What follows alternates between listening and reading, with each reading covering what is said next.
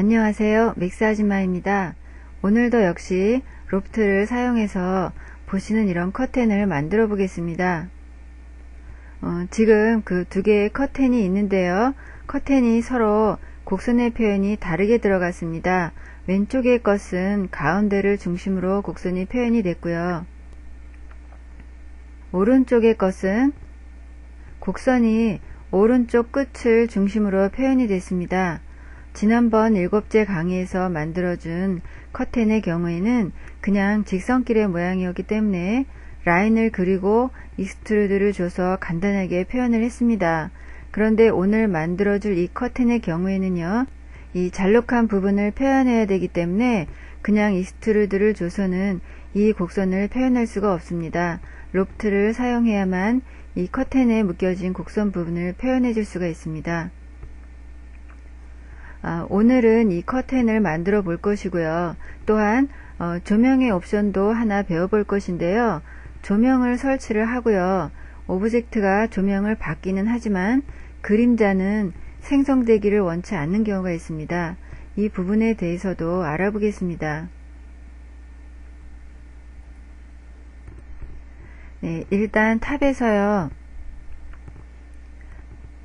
곡선이 들어갈 커튼의 라인을 만들어 주겠습니다. 네, 이렇게 그리드 포인트에 스냅이 잡혀 있는 것을 확인하시고요.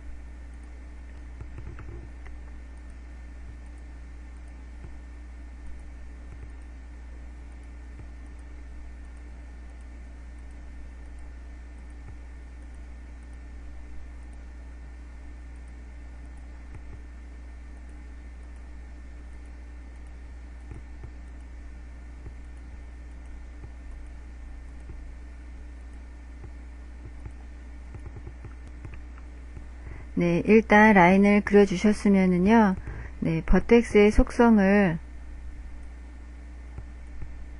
스무스로 바꿔주겠습니다. 옆에 또 하나를 복사를 해주고요.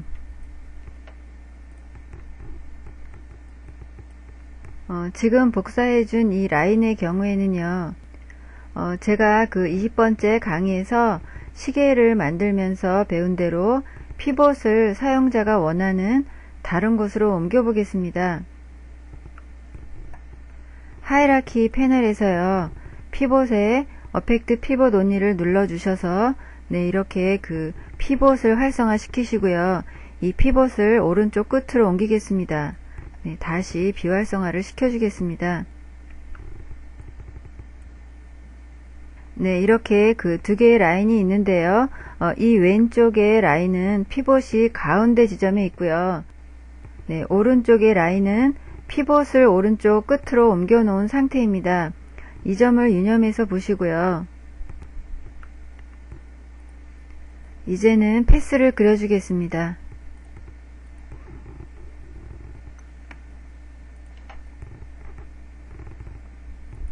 네, 이렇게 패스를 선택을 하시고요. 컴파운드 오브젝트에 로프트를 적용시키겠습니다. 먼저 왼쪽에 있는 라인을 적용시키시고요. 네, 여러분들이 지금 그 퍼스펙티브 뷰에서 보시는 것 같이 면이 뒤집혔습니다. 일단은 투사이드 매핑을 해주겠습니다.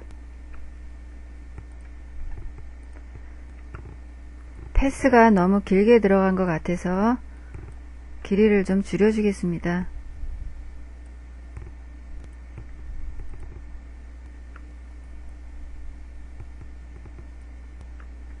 네, 이번에는 오른쪽에 있는 커튼도 만들어 보겠습니다.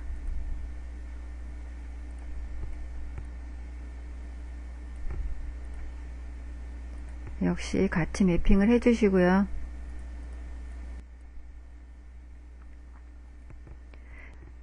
네, 먼저 왼쪽에 있는 오브젝트의 모양을 잡아주겠습니다. 네, 뷰포트에서 선택을 하려고 하는데요. 오브젝트가 선택이 되지 않습니다. 예, 이것도 역시 12번째 강의에서 말씀을 드린 것 같이요. 투사이드 매핑을 해주긴 했지만요. 뷰포트에서는 이 뒷면을 인식하지 못하기 때문입니다. 이 글씨 위에서요. 오른 클릭을 해서 컨피그레이션을 선택을 하시고요. 네, 렌더링 옵션에 보시면 포스 투 사이드라고 하는 옵션이 있습니다. 체크를 해주시고 OK를 하겠습니다. 네. 오브젝트를 선택을 하시고요. 루프트를 선택을 하시고 디포메이션에서 스케일 상자를 열고요. 가운데 점을 추가해 주고요. 점을 편집해 보겠습니다.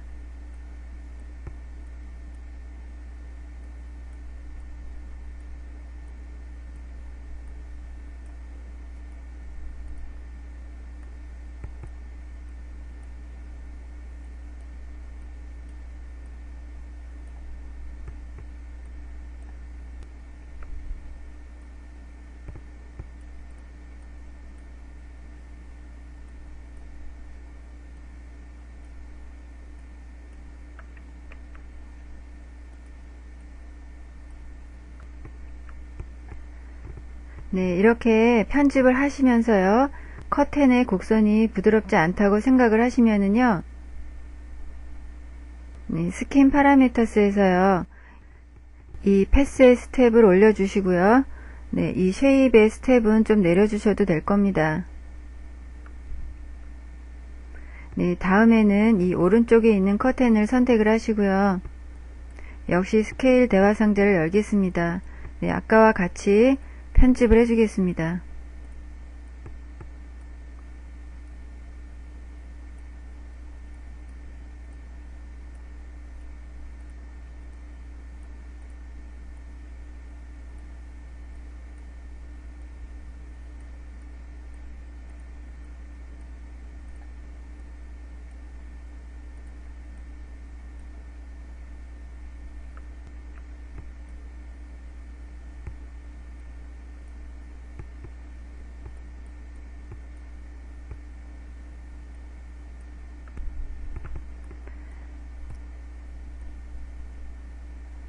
네, 역시 이 패스 스텝을 올려주시고요. 또 쉐입의 스텝은 좀 내려주겠습니다.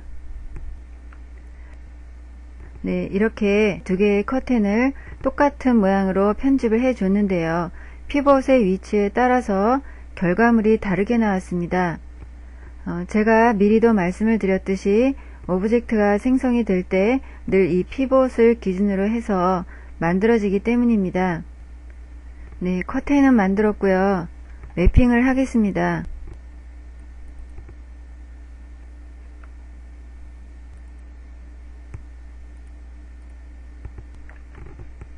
네, 다음에는 이 커튼 위쪽에 있는 부분을 표현해 보겠습니다.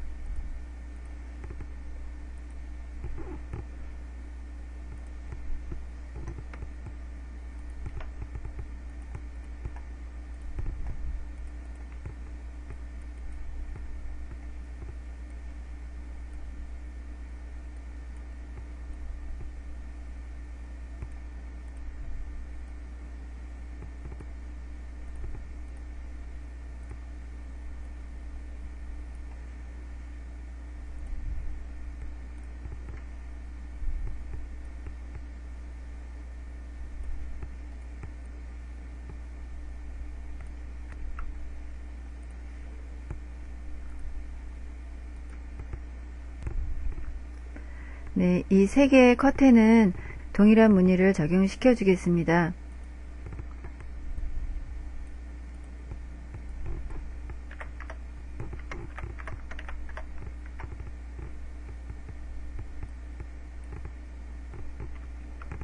무늬가 너무 작은 것 같네요.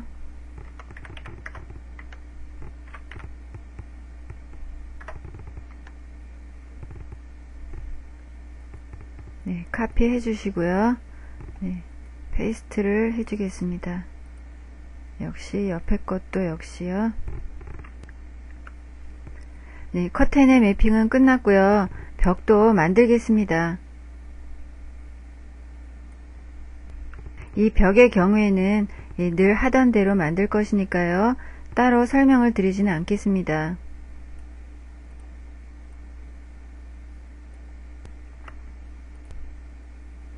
에디트 스플라인을 적용시키시고요. 어태치를 해준 다음에 익스트루드를 주겠습니다.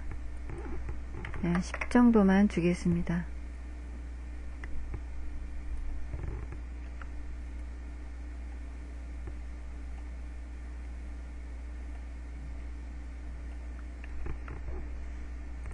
카메라를 설치를 하겠습니다.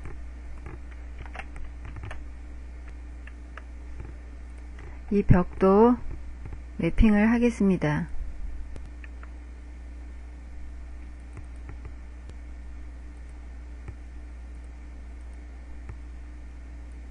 타일링도 주고요. 창문을 만들겠습니다.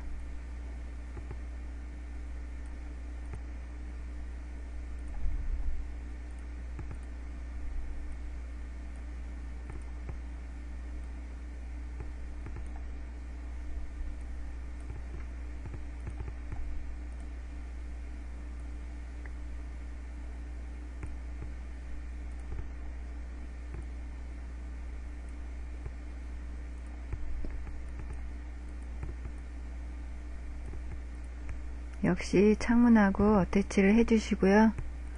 익스트루드를 주겠습니다.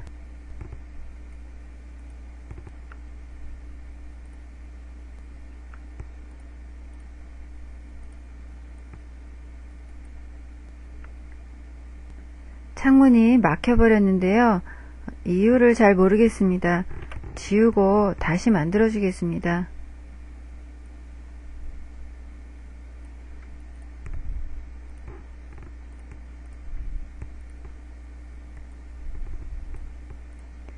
아웃라인을 주시고요. 역시 가운데다가 렉탱글을 하나 만들어 주겠습니다. 네, 어태치를 시키고요. 다시 익스트루드를 주겠습니다. 네, 이제는 됐습니다.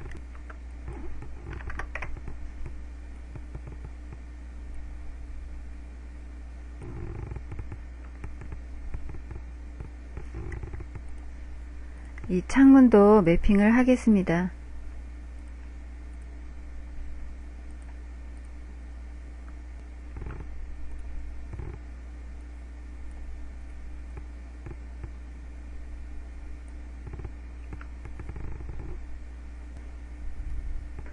네, 다음에는 배경 부분을 표현해 주겠습니다. 백그라운드에 배경을 지정해 주는 것은 이 메뉴 바에서요. 렌더링에 인바이러먼트에서 지정을 하게 되는데요. 이것은 나중에 다시 설명을 드릴 것이고요. 네, 오늘은 간단하게 플레인을 사용해서 하늘 매핑을 해 보겠습니다.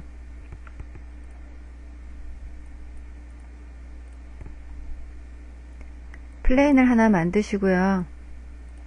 뒤쪽에다 위치시키겠습니다. 그리고 비트맵을 불러다 입히겠습니다.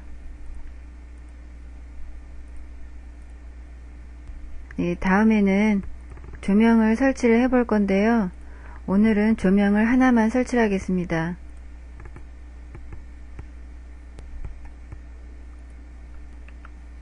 그림자 옵션을 체크해 주시고요. 그림자의 색깔을 좀 옅게 주겠습니다. 그리고 멀티플라이어 값을요 한 1.2 정도 주겠습니다. 네, 위로 좀 올려주시고요. 일단 렌더링을 해보겠습니다.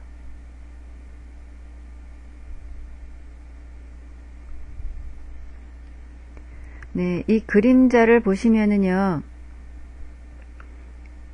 이 실내의 경우에는 조명의 그림자 표현이 그럭저럭 괜찮게 들어갔습니다. 그런데 배경으로 지정해준 저 밖에 있는 플레인에도요, 그림자가 드리워서 상당히 부자연스럽습니다.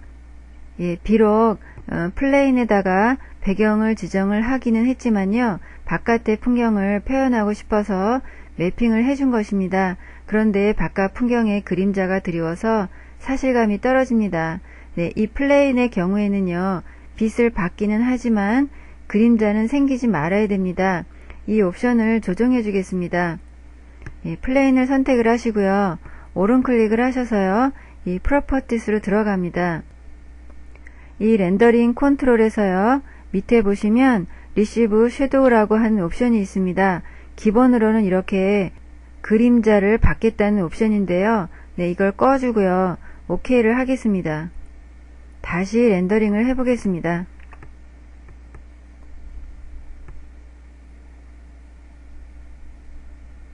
네, 이제는 보시는 것 같이 바깥의 풍경이 그런대로 잘 들어갔습니다.